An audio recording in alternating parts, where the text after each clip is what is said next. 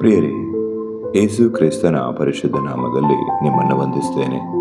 ದೇವರ ವಾಕ್ಯ ಎಹೆಜ್ಕೇಲನ ಪ್ರವಾದನೆ ಪುಸ್ತಕ 20ನೇ ಅಧ್ಯಾಯದ 3ನೇ ವಚನ. ಅಲ್ಲಿ ಹೀಗೆ ಬರೆಯಲ್ಪಟ್ಟಿದೆ: ನನ್ನನ್ನು ಪ್ರಶ್ನೆ ಕೇಳುವುದಕ್ಕೆ ಬಂದಿರೋ, ನನ್ನ ಜೀವದಾಣೆ, ನಾನು ನಿಮಗೆ ಉತ್ತರ ಕೊಡುವುದೇ ಇಲ್ಲ. ಇದು ಕರ್ತನಾದ ಯೆಹೋವನ ನುಡಿ ಎಂಬುದಾಗಿ.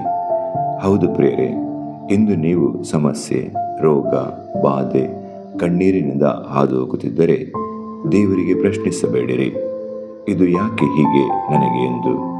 ಅದರ ಬದಲಾಗಿ ದೇವರ ಹಸ್ತದ ಕೆಳಗೆ ನಿಮ್ಮನ್ನು ತಗ್ಗಿಸಿಕೊಂಡು, ನನ್ನನ್ನು ಈ ಸಮಸ್ಯೆಯಿಂದ ಬಿಡಿಸಿರಿ ಎಂದು ಪ್ರಾರ್ಥಿಸಿರಿ.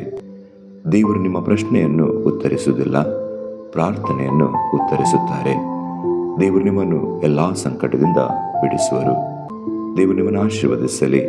ಯೇಸು ಕ್ರಿಸ್ತನ ನಾಮದಲ್ಲಿ ಆಮೆನ್.